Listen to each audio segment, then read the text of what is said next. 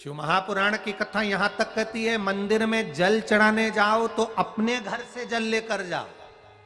मंदिर में तो बाल्टी भरकर रखा रहता है, लोटा भी रखा रहता है, कलश भी रखा रहता है।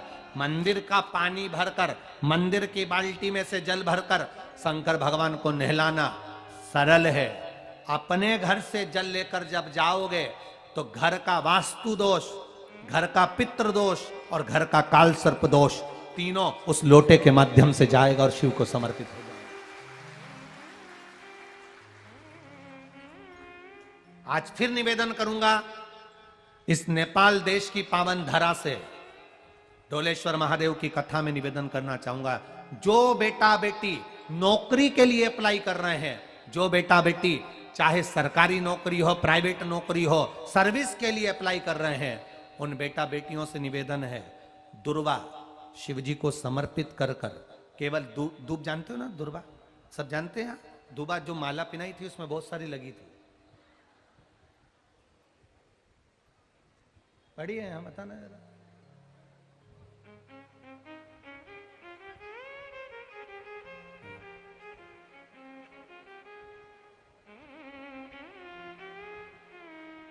दुर्वा, जो बेटा बेटी सर्विस के लिए अप्लाई कर रहे हैं, तुम मेहनत करो, पढ़ाई करो, खूब पढ़ो, खूब तैयारी करो, अच्छे से तैयारी करो। जितनी मेहनत तुमने पूर्व में करी उससे दुगनी मेहनत तुम करो उस नौकरी को पाने के लिए। और साथ में जब एग्जाम के लिए जाओ, कहीं इंटरव्यू देने के लिए जाओ, दुर्वा शिव जी को, इस दुर्वा का जो डंडी का मुख है ये अशोक सुंदरी वाली जगह, फिर समझ लीजिए जैसे ये शिवलिंग, ये गोल जलाधारी, यहां से पानी नीचे गिरता है, बीच में अशोक सुंदरी का स्थान होता है।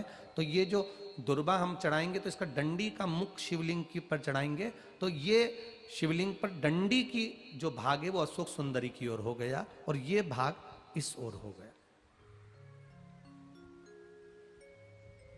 शिव जी को समर्पित कर कर पहले दुर्वा चढ़ाएंगे, उसके बाद में देवादिदेव महादेव को एक लोटा जल जो तुम घर से लेकर गए हो वो समर्पित करो। 3 महीना लगातार अपनी पढ़ाई की मेहनत करो, अपने इंटरव्यू की मेहनत करो और खूब अच्छा पढ़कर साथ में एक लोटा जल और दुर्वा, शिव जी को भले 10 दुर्वा की जगह केवल 1 दुर्वा चढ़ाओ, चढ़ाकर जल चढ़ाना, 3 महीने तक लगातार बाबा से प्रार्थना करना।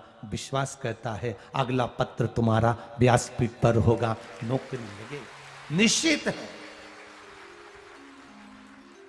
आप करो मेहनत, कर्म करने में पीछे मत हटना, पढ़ने में पीछे मत हटना, विद्याध्ययन करने में पीछे मत हटना, अच्छी एजुकेशन पाने में पीछे मत हटना। पहले मेहनत अपनी करो। पूर्व में जो इंटरव्यू दिए हैं उसमें जितनी कमी रह गई, अगली कमी को पूर्ण करने के लिए अच्छी मेहनत करो, खूब पढ़ो, खूब अच्छे से विद्याध्ययन करो और फिर बाबा पर समर्पित होकर जाओ, बाबा पर विश्वास कर कर जाओ, भरोसा पूरा कर कर जाना। इंटरव्यू देते समय अपना विल पावर मजबूत होना चाहिए कि मेरे साथ मेरा काल अधिपति महाकाल है, अब निकल कर मानूंगी। हम दुकान खोलते हैं, कपड़े की दुकान खोल रहे हैं, किराने की दुकान खोल रहे हैं, लोहे की दुकान खोल रहे हैं, भंगार की दुकान खोल रहे हैं, किराना की दुकान खोल रहा है, पान की दुकान खोल रहा है। हम दुकान खोलते हैं पर दुकान खोलने से पहले तुम्हारे 2 मन हो जाते हैं, चलेगी कि नहीं चलेगी, खोल तो लूंगी, चलेगी कि नहीं चलेगी। जिस दिन तुम दुकान खोलो 1 महीने पहले, 2 महीने पहले, 3 महीने पहले बाबा को दुर्वा चढ़ाकर 1 लोटा जल चढ़ाकर नियम बनाकर जाना, 3 महीने बाद में दुकान खोल रही हूं, 2 महीने बाद में दुकान खोल रही हूं और मेरा विश्वास कहता है दुकान चलेगी। जिस दिन तुमने विचार कर लिया कि दुकान चलेगी कि नहीं चलेगी तो वो नहीं चलेगी। जिस दिन तुमने विचार कर लिया कि दुकान खोल रही हूं, मेहनत करूंगी, दिल से करूंगी, भले मेरे पास ज्यादा माल नहीं है, जितना माल खरीद के लाऊंगी उतना बेच कर बताऊंगी क्योंकि मेरे साथ काल अधिपति महाकाल है, तो वो चलेगी। विश्वास दृढ़ करो, भरोसा पक्का करो। जिस दिन तुम्हारा विश्वास दृढ़ हो गया उस दिन तुम विजय हो गए, उस दिन तुम आनंदता में हो गए।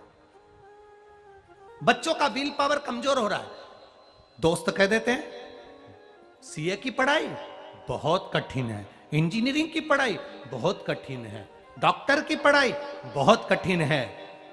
साथ वाले ऐसे मत ढूंढना जो तुम्हारा विल पावर कमजोर कर दे।